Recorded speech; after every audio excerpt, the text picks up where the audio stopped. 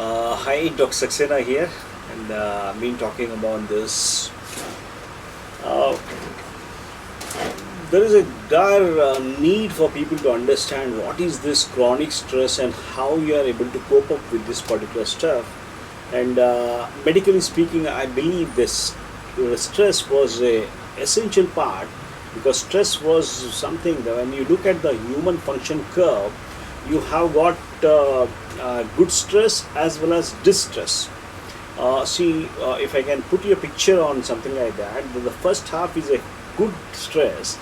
We try to stress for our health, we try to go for a walk, that's also a stress. We try to do some jogging, that's also a stress. And with that, we just come into the thing called comfort zone, where there is a lot of a kind of this particular things which happen, and you feel happy and the kind of things. But there is a kind of plateau. The moment it goes on that top, that hump, that sets the fatigue. So what happens is that a person who goes for a jog, who goes for a walk, after some time he feels that fatigue. He starts getting that. It's not at ease. It's not that good stress for him. He starts getting complaining of some pain in the joints or something like that. So that place distress starts, and from there the plateau goes down like that, and there is a exhaustion, and again there is a ill health, and there is a the the mid and the thing goes is a breakdown. So, what is this arousal stress and how you are able to pick up, whether you are in this particular place or you are on this particular side? You need to be careful about. We need to understand this particular segment. And when I work on this, I try to this. You need to understand few of the concepts. One thing, stress, regardless of the severity and all that, it's a reality no one can escape. Whatever the duration, whatever the severity and all that, you need to undergo through the stress. It can be as simple as that. We have gone one further step ahead, which is called, we call as oxidative stress. So, but trying to make you understand this concept of stress. We live in a time when we are working harder, eating unhealthier diets, exercising less, taking more prescription drugs, and sleeping less than at any other point in the history. I have come across people who say I sleep only for 3 hours. It's not a thing to boast around, I sleep only 3 hours. No, you have to have that proper kind of thing so that your body will become resilient, so that you can always see. What happens is that this stress influencing and further exacerbating that dismal picture or the worsening economic recession. You have a fear of terrorism, shrinking job market, increasing cost of and decreasing the access to the healthcare. This uncertainty in this pandemic is taking everyone by stress. You are absolutely stressed always. Have you ever considered what is the effect of this stress on your health? If you have not, just try to listen to what we are trying to put across. Somewhere I just want to tell you that things has to be properly worked out, and yes, I have got the thing, and when I started working on this, we used to think that all hereditary diseases, all autoimmune problems are because of kind of thing, genes, bad genes and all that, but that is not correct. It's not the total case. Approximately 80% of the disease is not hereditary but environmental in origin. Environmental stressors, which include where you live, what you eat, how you sleep, whether or not you exercise, the chemical exposures you are subjected to, and your stress levels, and the list goes on. Our bodies are designed to mount two types of stress responses. The one is called the acute response, which is immediate reaction. For instance, when you are about to hit the car in front of you, Then there is a physiological response. The it is a sudden, it's a acute. When you are about to hit the car in front of you, you just helter skelter and try to put the brake on the kind of stuff. So this is the acute response. Then there is a physiological response to chronic stress, when you um, uh, during which time your body manufactures certain hormones to allow you to fight the stress or flee the stress. The stress response in nature typically lasts for 15 to 30 minutes, during which time the zebra runs away from the lion or is eaten by the lion. Our bodies are never designed to withstand stress for years and remain healthy. And hence the contribution to of stress to the development of disease is an important detail. So we talk about something, chemical changes, what are the so as I started from the initially, the certain amount of stress is actually beneficial if moderately intense and of short duration.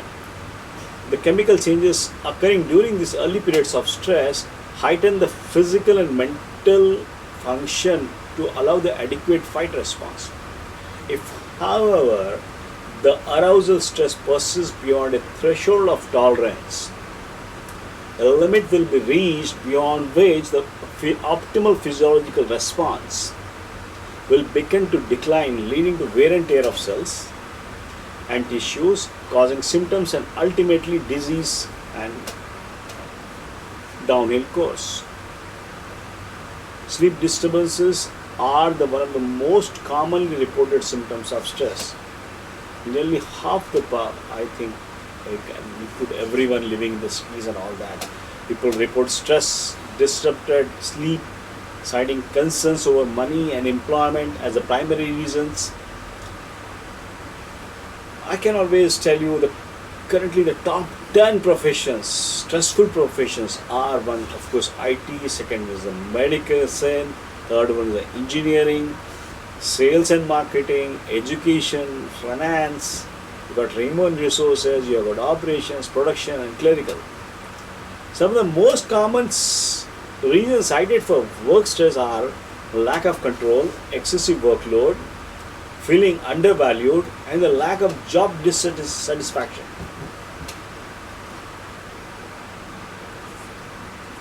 More than 75% of primary care physicians, visits to primary care physicians are for stress related problems.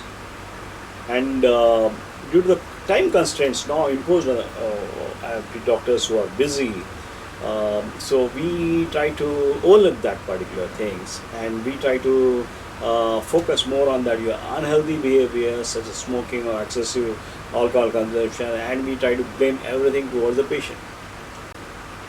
These physiological effects of stress can manifest as many symptoms, which include not limited to fatigue, depression, anxiety. There's thing called insomnia. You have got weight gain. You have got high blood pressure. You have got blood pressure fluctuations from sudden in the morning to evening. You have got something like constipation and alternating diarrhea. Something like headaches and heartburn. Yes, the pharmaceutical companies derive approximately good amount of profit from the sales of these antidepressants, sleeping pills, weight loss medications, and gastrointestinal ailments. Nearly, I can tell you, the people living in the metros and all that, nearly half of the people are taking at least one antidepressant or sleeping pill or for constipation or some other thing. Everyone is looking at that shortcuts. See, in many of these cases, prescription drugs fails to address the true underlying problem, causing these adverse effects, inadequately treat the symptoms, and lead to approximately so many morbidity and mortality. So, there is extensive data with American concerns, and the stressors contributing to diverse pathophysiological diseases, changes such as sudden death, myocardial infarction, and ischemia, heart motion abnormalities. We have got it data. There is a neuroimmune modulation journal which reported the findings that physiological decrease in insulin sensitivity and increased insulin resistance and may hence be important in development and onset of diabetes. The physiological effects of stress also have been found to contribute to development of many other diseases such as high blood pressure, ulcer disease, you have got migraine, you have got headaches, you have got irritable bowel syndrome, impaired thyroid function, impaired immunity, you have got memory loss, you have got reproductive disorders, autoimmune disease, osteoporosis, mood disorders, diabetes, fibromyalgia, chronic fatigue syndrome, and premature aging. This is the host of things. The economic stress of this economic impact of stress induced health problems is multifaceted. In addition to the direct medical cost, there is an indirect cost to businesses and their employees. One of the journals of metabolism showed in 2002 the disability caused by stress is just as great as the disability caused by the workplace accidents or common medical conditions such as hypertension, diabetes, and arthritis. One third of the people working in the industries and all that, workers report high levels of stress resulting in absenteeism rates, job turnovers, and 60% of the workers, there is compensation which is awarded was related to the stress. Talking about the National Institute of Occupational Safety Health, they have developed a model, they have developed a team of experts to monitor the cause of stress on the health and business. So this is the take. I think we need to, this is very important because people should begin paying attention to the factors causing the stress in their lives.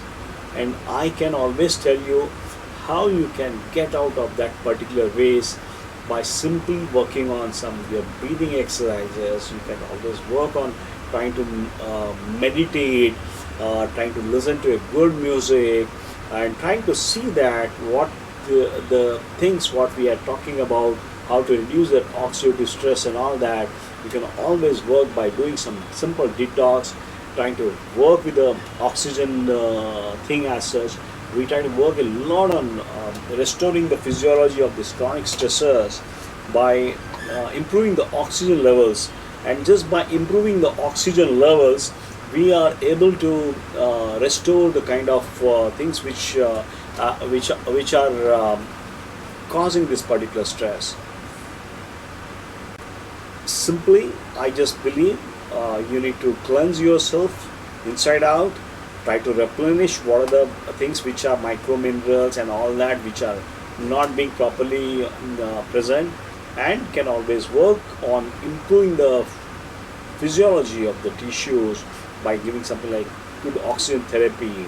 And apart from your things like working on the diet, trying to work on the things like something like breathing exercises, and trying to listen to good music and all that. These are the things which I would like you to understand during this present pandemic, and not just start looking at the news, because news, there's a lot of negativity being spread with the news, and you just can't do anything. This here lockdown, there lockdown, but you can't stop watch it continuously. Try to change your kind of thing and look into something which can help you reduce the stress, improve your productivity, and try to focus on something which is more constructive rather than just looking at some negative things which are happening in the kind of stuff. Thank you.